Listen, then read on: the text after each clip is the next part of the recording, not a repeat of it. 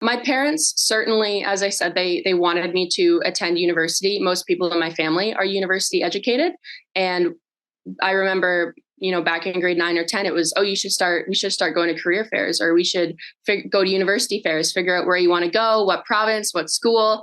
There's a lot of pressure from the beginning. And perhaps that was just because they followed that pathway and they thought that that was like a very natural pathway to get a well-paying job, to get a respected job. And the skilled trades were definitely not on their agenda or on their mind.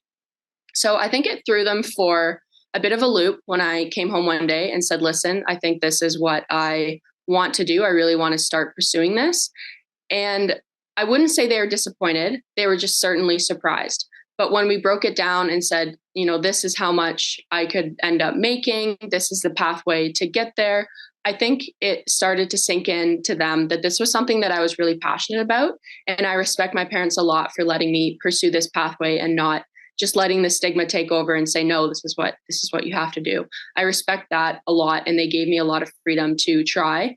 And there were a lot of times where I would call them crying because I didn't think it was going to work out, or I was facing a lot of hardships, but they supported me. They watched my journey, and now they truly couldn't be any prouder. And they tell all their friends stories from my work, even if they don't understand necessarily what I'm talking about, because sometimes it's highly technical.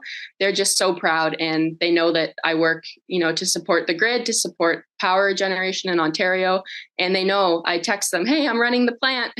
And they're just so proud when I'm running the power plant and they're able to use the electricity that I've generated, or that, I've put my care and attention into making sure that those turbines run every single time we ask them to run. So they certainly understand how broad the trades are now. They're very willing to communicate about it, and they have no hardships or absolutely no issue with my career whatsoever. They're just really proud.